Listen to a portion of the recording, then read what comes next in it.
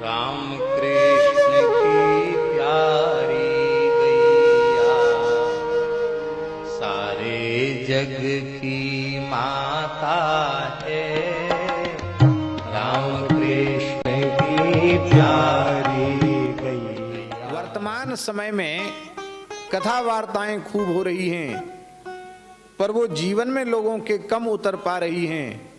उसका एक कारण यह भी है कि लोगों के संस्कार हो ही नहीं रहे।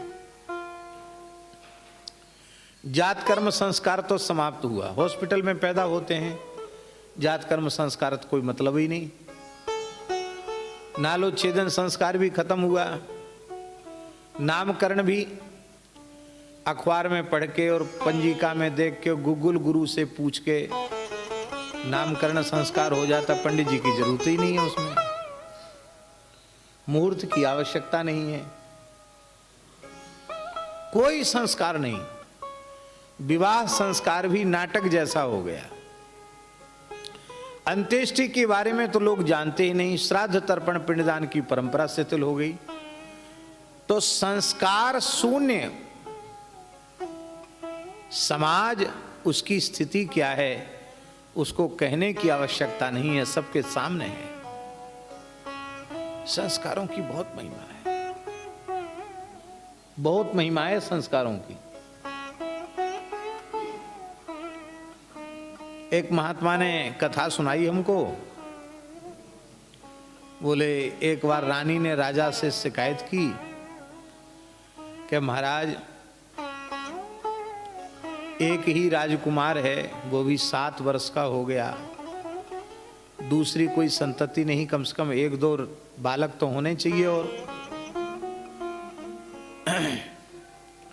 तो राजा ने कहा कि देखो देवी, बात ऐसी है कि हमारे जो पंडित जी पुरोहित जी हैं, बहुत बड़े विद्वान हैं, धर्मशास्त्र के, ज्योतिष शास्त्र के, तो उनसे बिना पूछे हम कोई काम नहीं करते हैं। वे जब गर्भाधान का मुहूर्त बताते हैं तब हमने गर्भाधान किया था, ये राजकुमार हुआ। तो अभी गर्भाधान का कोई उत्तम मुहूर्त ही नहीं आया।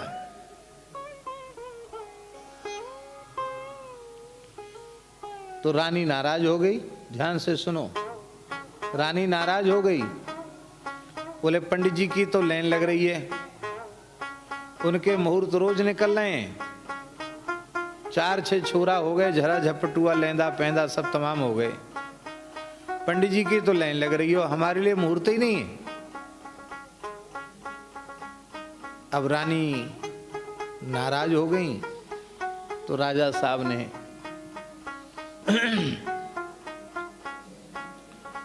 पंडित जी को कह दी बात ऐसी है महाराज।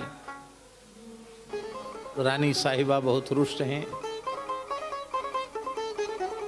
पंडित जी हंसने लगे। बोले ऐसा है,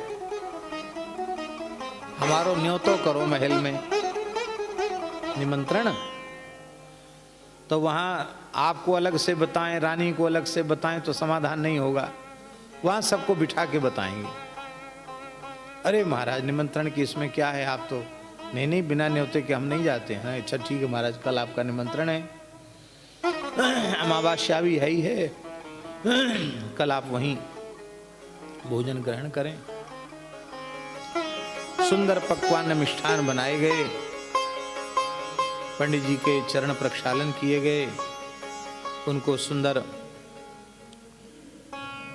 विशाल स्वर्णमय थाल में भोजन कराया गया, पान बीरी आदि उनको अर्पित किया गया, वस्त्र दक्षिणा आदि भी अर्पित किया गया। अब राजा सोचता था कि अब पंडित जी समाधान करेंगे, न्योता तो हो गया। तो पंडित जी ने समाधान कुछ नहीं किया। बोला हम समाधान तो पीछे करेंगे, पहले हमारे बच्चों को बुलाओ। हाँ ठीक। तो सेवक को भेजा, बोले पंडित जी के बालक उनको बुला के लाओ। पंडित जी के बालक आए, समझ गए ना, कोई नाक पहुंच रहा था, कोई मुंह पहुंच रहा था, खेलते कूदते उछलते कूदते आए। आके न राजा साहब को राम राम, किसी को कुछ नहीं। कोई पंडित जी के कंधे पे चढ़ गया, कोई गोद में बैठ गया, कोई उनको चोटी पकड़, चोटी खोल दी किसी ने, कोई चोटी खींचने लग गया। पंडित जी ने कहा, अरे देखो राजमहल है, राजा साहब हैं, राजा प्रणाम कर रहा है, इनको आशीर्वाद तो तुम ब्राह्मण बालक हो। वो सुने ही नहीं।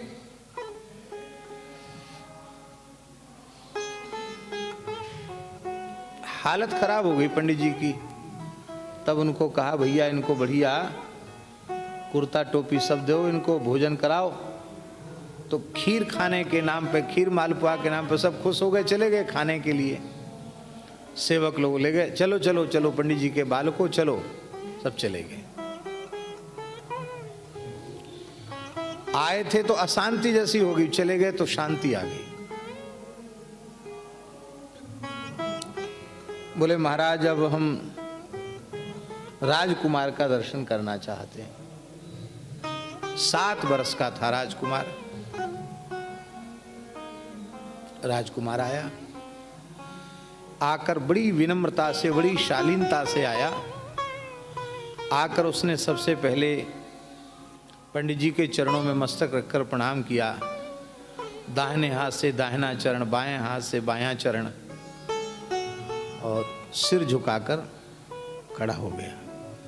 पंडित जी ने कहा, आयुष्मान निधि, यशस्वी भव,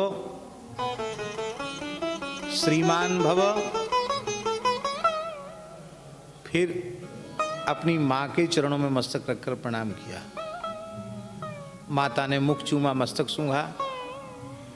फिर पिता के चरणों में उसी पद्धति से प्रणाम किया। फिर जो राज कर्मचारी बड़े बूढ़े थे उनको भी हाथ जोड़कर नमस्कार किया और खड़ा हो गया ऐसे सिर करके। पंडित जी ने कहा, राजा साहब ने कहा, कुमार बैठो।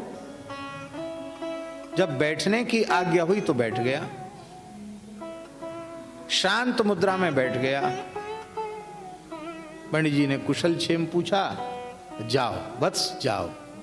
फिर आज्ञा, जो आज्ञा कह के चला गया।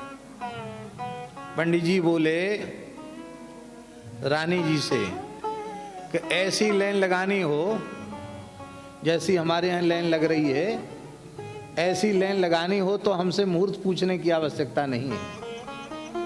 और ऐसा राजकुमार चाहिए, ऐसा संस्कार संपन्न चाहिए जो आपके यश और मान और कीर्ति को बढ़ावे, धर्म की ध्वजा को सुरक्षित रखे।